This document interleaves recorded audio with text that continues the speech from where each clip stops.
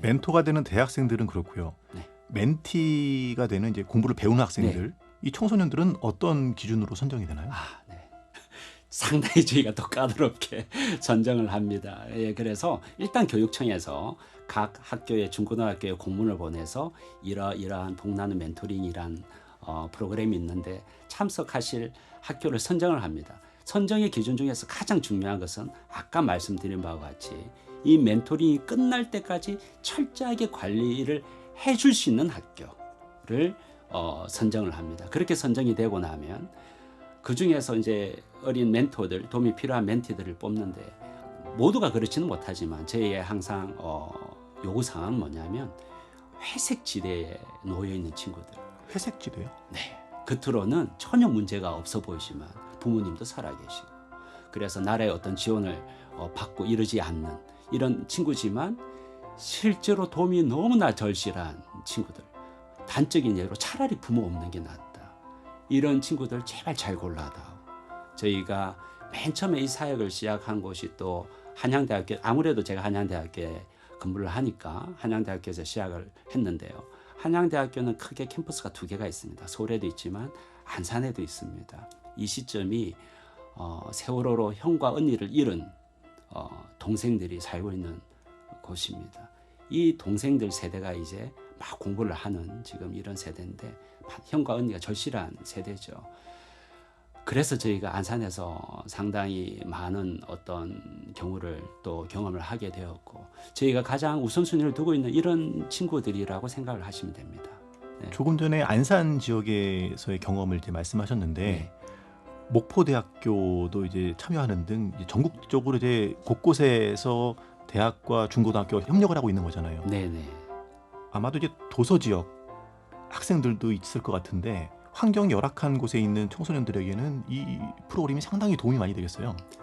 네, 맞습니다. 예, 특히나 코로나를 겪으면서 또 그때는 대면이 아니라 비대면으로 할 수밖에 없는 상황들도 좀 있었었고 그렇기 때문에 지역과 상관없이 아주 코로나 시대 때 더욱더 활발히 좀 진행이 됐었고요. 또 일례로 지금은 인천의 인하대학교도 이 지금 프로그램에 참여하고 있는데 병영도까지 가는 학생이 있습니다.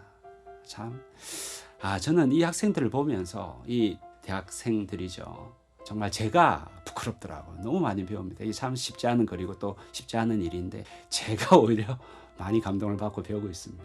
너무 감사합니다. 네. 매주 2번씩 백령도까지 배를 타고 와서 청소년을 만나서 네. 상담을 해주고 매주 가기는 뭐 쉽지는 예. 않겠지만 뭐 한 번은 뭐 대면, 한 번은 비대면 뭐 이렇게 할 수도 있는데 정말 대단한 거죠. 네. 예.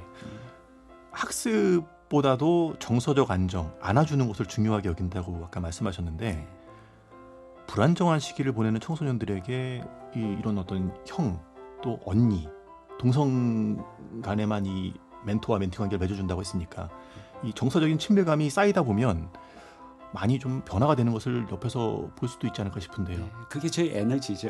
예. 상당합니다. 저희가 사실 기대 이상이고요.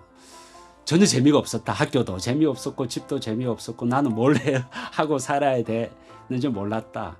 근데 언니를 만나고 너무 좋았다. 그냥 언니 자체가 좋았다. 그러니까 언니가 하는 모든 말과 모든 행동이 다 좋았고 그래서 언니가 예를 들어서 너는 이런 재능이 있다라고 말해줬을 때 본인의 살아있음을 느끼고 이런 대부분이 다 이런 이야기들입니다. 이렇게 한 생명을 위해서 한 어린 친구들을 위해서 그 언니뿐만 아니라 대학교 교육지청 또 저희 여러 복을 나눈 사람들이 함께 한 어린 친구들을 위해 기도하는데 이 친구들이 안 바뀔 수가 없죠. 올해는 대학생 120명 그리고 청소년 120명이 수업을 하고 있다고 들었어요. 2018년부터 시작했으니까 근데 잘 성장했나요? 어때요? 대부분의 저희의 어떤 대상자가 고등학생들보다는 중학생이 많습니다. 예. 고등학생들 이미 본인들 스스로가 좀 많이 늦었다라고 생각을 하는지 모르겠지만 저희 사역의 숙제 중에 하나지만 중학생들이 추천이 많이 들어옵니다. 그래서 아직 이 중학생들이 대학생으로 된 경우가 그렇게 이제는 막 나오기 시작하겠죠. 그것보다는 이 대학생들이 기성세대가 되는 경우가 있죠. 이 대학생들 이제 멘토 들이 이제 졸업을 하고 기성세대가 되어서 참 놀랍게 이 친구들이 기부자로서 후원인으로서 성장을 하는 경우를 저희가 지금 목격하게 됩니다. 선한 선순환이 지금 일어나고 있는 걸 이제 비로소 보게 됩니다. 멘토로서 청소년을 만나서 학습도 해주고 이 마음도 안아주고 했던 그 경험을 네. 토대로 사회에 진출해서 네. 이 단체를 후원하고 있는 학생들이 많군요. 지금 저희 후원자들이 짧은 시간 내에 후원자들이 좀 많이 그래도 함께 해주셨는데요. 이 중에 10%가 넘는 후원자들이 저희 프로그램을 거쳐간 멘토들입니다. 그렇군요. 얼마나 감사한지 저희도 사실 놀라고 있습니다. 놀라고 있고요. 큰 기대치 못했던 처음에 이 정도가 될지는 몰랐는데 선한 선수나 모델이 만들어져 나가고 있는 것을 보고 너무나 감사하죠. 예. 대학생들이 이렇게 변화되는 과정 언급하셨지만 교수님 스스로도 미국에서 일하실 때 기부 문화의 모델을 좀 배우고 그걸 토대로 지금 이 일을 하신다고 들었는데 미국에서 어떤 경험을 하셨던 건가요? 네. 제가 이런 말씀을 방송에 적당한 용어인지는 잘 모르겠는데요. 저는 뼛속까지 한국인이고 한국을 사랑합니다. 이유가 한국인들의 그 따뜻한 마음, 우리 흔히 정이라고 이야기를 하죠. 정. 예. 이런 정을 저는 상당히 높게 평가를 하는데요. 미국에 찾아볼 수 없는 용어입니다. 아예 영어 단어 중에 정이란 단어가 없습니다. 가장 비슷한 단어가 제가 알기로 favor, F-O-V-O-R 해서 favor. 이 정도가 가장 적당한 용어인 것 같아요. 그래서 저희 사단법인 복을 나눈 사람들의 영문명도 favor in your eyes, 이런 용어를 쓰고 있습니다. 근데 저는 많은 사람들이 미국에서 배울 게 많다, 미국인들 통해서 배울 게 많다라고 생각하는데 좀 죄송한 얘기지만 저는 딱 하나 있다라고 생각을 합니다.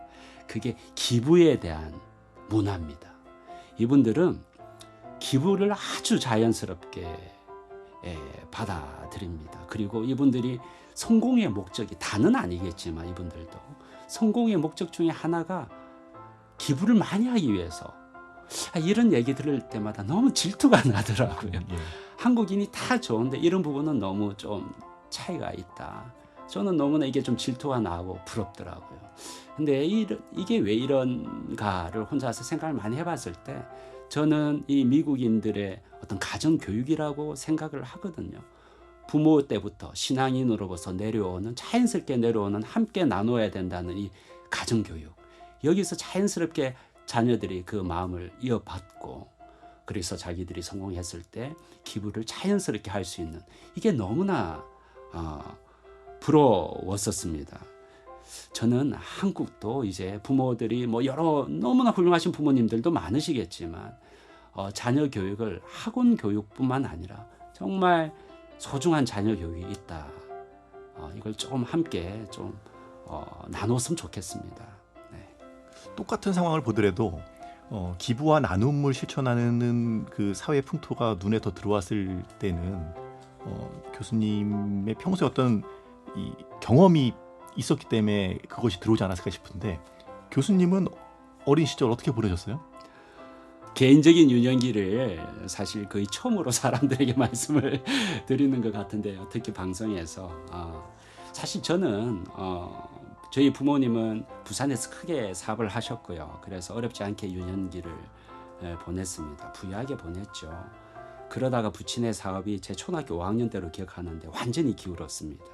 근데 저희 부친께서 너무나 사실 순하고 착하신 분이라 사업을 하실 분은 아니었던 것 같은데 다 청산하고 정말 저희가 자녀가 5명인데 자녀들을 위해서 하나도 남김없이 다 청산하시고 말 그대로 정말 길바닥에 남게 생겼죠. 그래서 제가 초등학교 6학년 때였나 그때 식구 7명이 정말 단칸방에 그 큰 집에 살다가 단칸방에 딱 놓였을 때가 있었습니다.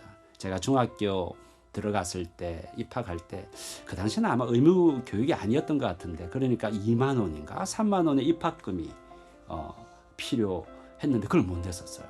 그 정도로. 그래서 그 당시에 전화도 있을 만한 상황이 안 돼서 학교 선생님이 저희 집에 찾아오고 막 정말 이런 난리도 아닌 일이 기억이 납니다.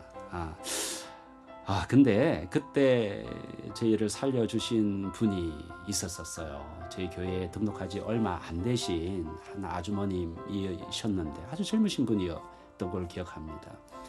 저희 사정을 알고 저희의 살 집과 먹을 것을 동시에 해결해 주셨습니다.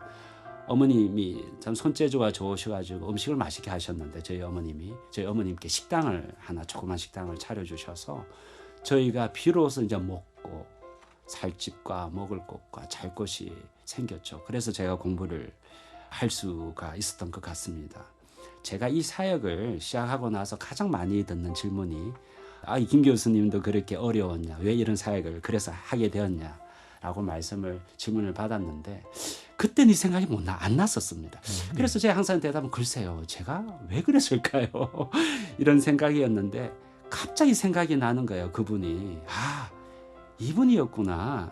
그래서 제가 사역을 시작하기도 전에 끊임없이 제 마음에 어떤 숙제, 너도 사회에 뭔가 갚아야 돼 라는 계속 끊임없는 어떤 갚아야 된다는 생각이 들었는데 이제 알 것 같더라고요. 이유를 정확히 몰랐는데 이제서야 그 원인을 알겠더라고요. 아마 제가 이 어려웠던 과거가 기억하기 싫어서 아마 제가 생각을 안 했을 뿐이지 그분이 계속 제 마음속에 자리 잡고 있었던 것 같습니다. 그분이 저에게 천사였죠.